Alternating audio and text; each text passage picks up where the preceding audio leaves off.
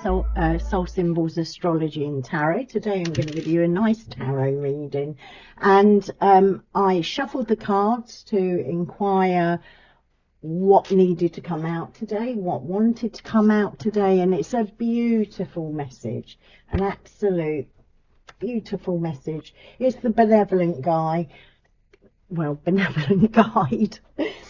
So we are talking here about the inner voice, our guide, our ally, our higher self, spirit, source, whatever your angels, your messengers, whatever you consider your benevolent guide. This is our signifying card for the read, so it's beautiful. But we can sometimes doubt the presence of a benevolent guide. You know, we can get forgetful that it's there. We can get carried away with the noise and the activity, and we can feel really discontented. So one of the questions Spirit is asking is, who do you listen to? Where do you turn for guidance? Good question to ask yourself. This benevolent guide is always hovering around us.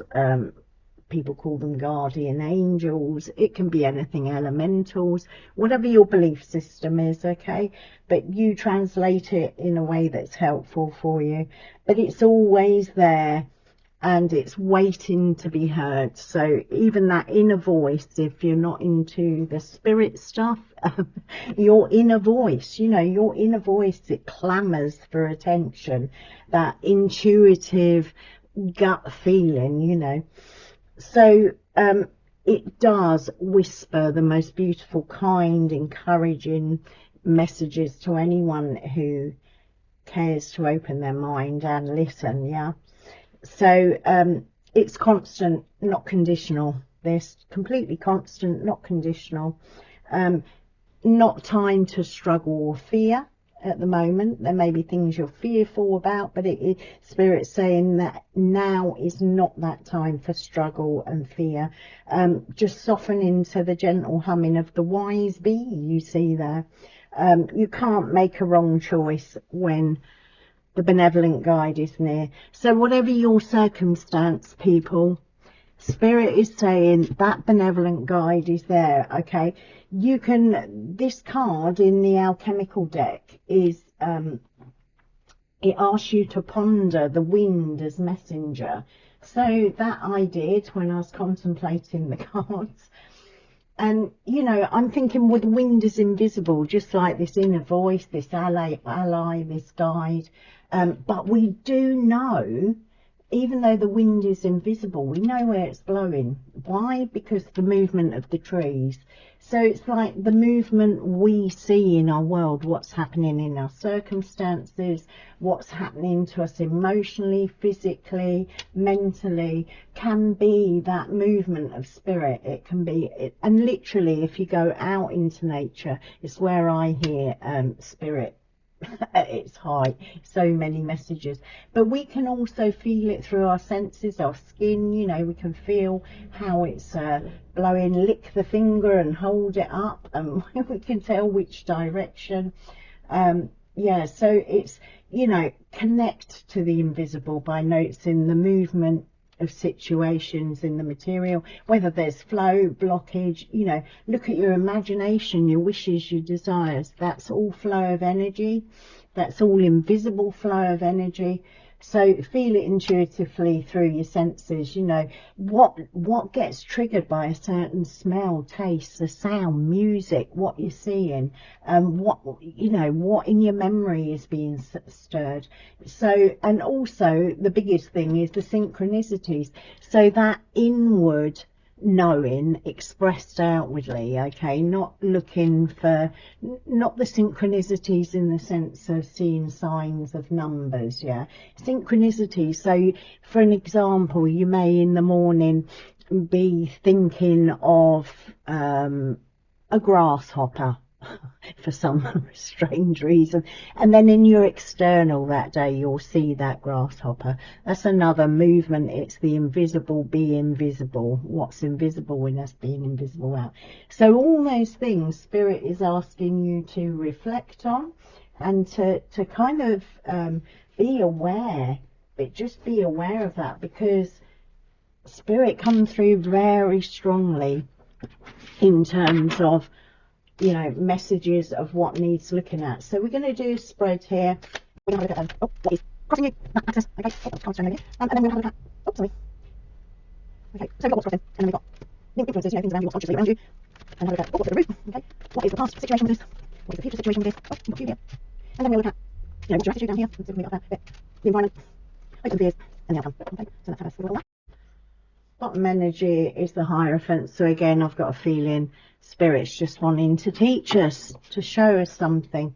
Okay, I'm going to turn all these cards over for you so you can see. Oh, beautiful, the whole spread, wonderful, lovely cards. Oh, don't worry about the Death card, people, they're in amongst a beautiful array of cards here. Okay, the Hermit. Okay, so give me 1 second. You know, have a look at the spread. You may have your own intuitions coming through, seeing as Spirit is asking us to check into our intuition there. Okay, so what's the challenge? Let's have a look at the challenge. We have the Moon here, okay? So the Moon can be the subconscious, it can be our inner, it can be the hidden. So you may be feeling that Spirit is very hidden from you at the moment, that you can't see, that you can't hear, that you can't check in with Spirit at the moment. But this is a sense of trust, of knowing, you know, knowing that Spirit's here. But this can also be, you know, the challenge. You could be being challenged to drop down into your subconscious, to really listen to your intuition, to your inner voice. Because the read, yeah, beautiful cards with this read, and some significant ones. So the Moon is that sense of what may be crossing you, okay? And what are the influences? I mean, this is, for me, always the legacy card. It's the end of the tarot deck in terms of the, you know, the minor arcana for me. 10 of Pentacles is about legacy. It's what you've done with all your materials, okay? And this is coming out as what is conscious. It could be that the working towards all these things that you want to materialize in the world is becoming a distraction to your spiritual. It could be that, you know, actually this working towards is the very thing that is helping you dig deep into Spirit, dig deep into your intuition. Okay, it can work either way. But once we have this 10, for me, it is things in the material which need to go to the spiritual. So it could be a sense right here that Spirit is wanting you to move from the material. If you've taken things to, you know, you're very fulfilled, you have your family, you have your home, you have your children, your grandchildren, you've built so much, but Spirit is saying that material now needs to be spiritualized, in that sense, if you understand what I'm saying. It's that sense of the material being seen as sacred. Okay, so that for some of you that may be a call to that. And then what's at the root here? At the root of this message is love. It's the offer of a beautiful connection. That we can have so many like material connections, our family, our friends, you know, the people that we love, the people that we enjoy being around. But the coup de grace is this, you know, Spirit. This is Spirit offering into your hand an overflow of love. And that comes from that interconnectedness. We need to be this benevolent guide. You know, if you watch the bees are very curious. They're attracted to certain coloured flowers. They're busy working, but they're constantly on the move. They're, you know, busy as a bee. So that guide is constantly, that benevolent guide is constantly trying to give you messages and trying to bring you into this overflowing love that is here for you. Okay, but in the past, Spirit is saying there was some kind of stubbornness. I always see that guy in the Four of Cards as a bit of a petulant child. Okay, but there was some kind of stubbornness. It could be, I always look at this like the five, you know, the next card is the Five of Cups. It's that gazing at what's been, you know, there's the Three Cups, but not seeing the opening of more. Here he's being handed that Ace of Cups, okay, going through that Ace of Cups. And if you think of the Three of Cups, that, you know, the women dancing in abundance, it could be, and with this Ten of Pentacles here, it could be that you have completed your kind of material life, in the sense of you've had your family, you've had your home, you've got everything you need, and now there is a sense that you're being offered something else, but you're kind of like, not sure I want to start a new round. Or it could be that sense of not being able to hear Spirit at the moment, that blockage, you know, that hidden blockage within you. But Spirit is saying, you know, don't just look down at look at what's being offered, look at the potential, look at the love that's being offered you. That could be via another person. There could be someone that you're overlooking who is there ready to kind of give you this overflowing love. It doesn't necessarily have to be a partner, but there could be that offer of overflowing love from someone that you're overlooking, okay? And you know, all of this is ending in the sense of that cycle, that fullness. That's why I said about the legacy, spiritualizing it. The material is ending, okay? Because at the root of this benevolent guide is a new offer. It's a new offer of love, of emotional flow, of a kind of new, completely new cycle, okay? The old cycle is ending for you. The old cycle is kind of limiting you a bit. If you look at this, there's always a sense of limitation, a closed offness. The crossed arms does it for me. I used to have children who sulked like that, you know. So yeah, that sense of being closed off to what's offered. But that's ending, you know, that cycle is ending. It may be a karmic cycle that's been going on, that Spirit is now saying, you may have really struggled with it. You may be feeling alone. You may be feeling kind of directionless at this point. But Spirit say, I'm hovering here. I'm hovering. I'm around you. I want you to open and receive that cup and allow those karmic cycles. And then karmic cycles are not always bad. They can be ends of, you know, a period of choices and consequences, good or bad. But it's an ending there. We've got a clear ending. Okay, so your attitude to this opening, this is beautiful. It's homecoming. So again, this offer of amazing love, and this is homecoming. It's the Jewish chapter. I'm always saying it's the union. It's a celebration. This is a time of being with friends, with family.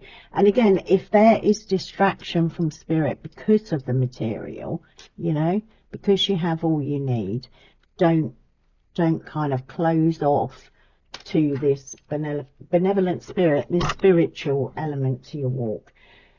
But this, for me also, you know, and we're talking about synchronicities, and I said, don't, you know, I'm not talking about the synchronicities of seeing repeating numbers, but you do have 1111 there, okay?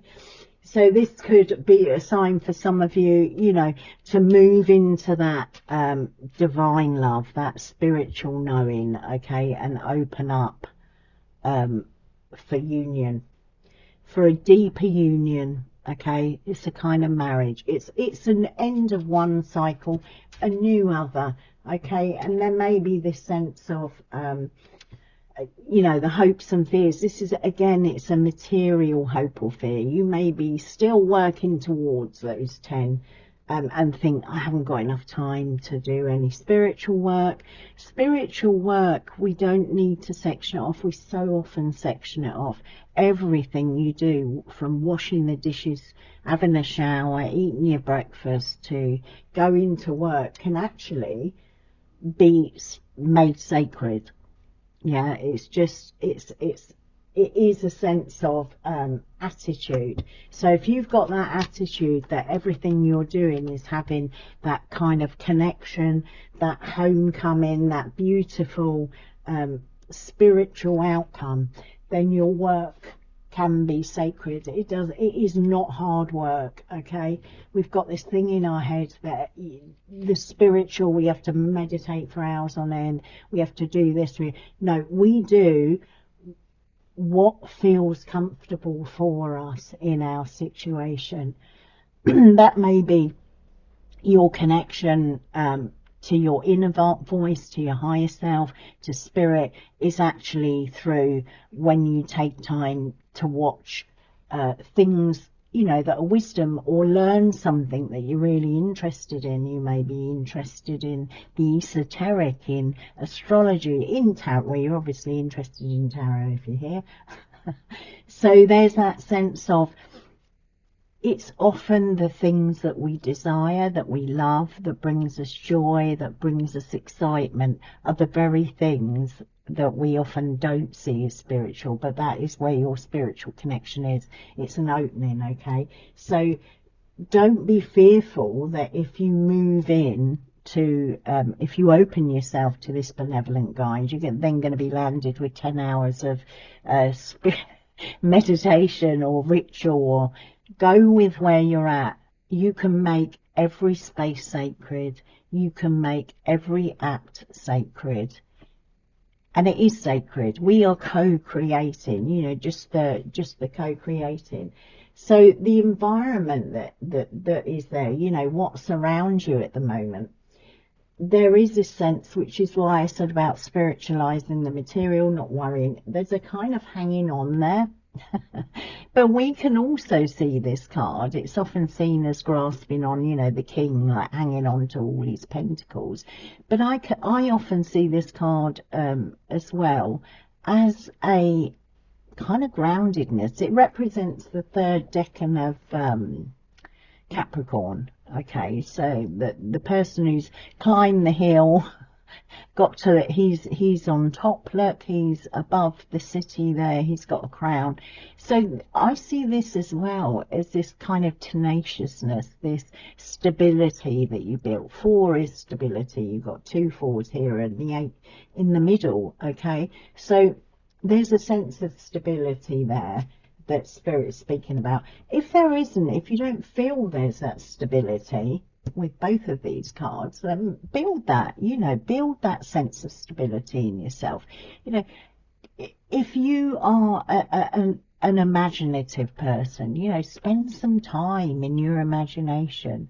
If you're artistic, spend some time in your painting.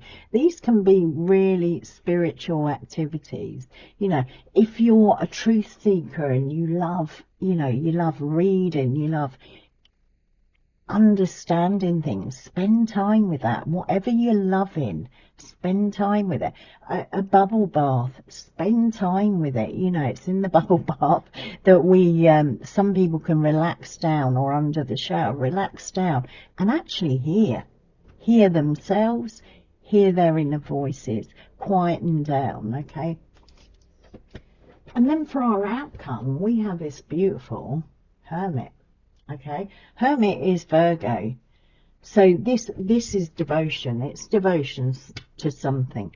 The Hermit is, you know, we see him as the sage that lives in the cave, you know, but he's got his light there. He is in darkness. He's standing in the snow there. Okay, it looks pretty dire scene, but actually this hermit can see the horizon and see through the horizon, okay, can see beyond the material.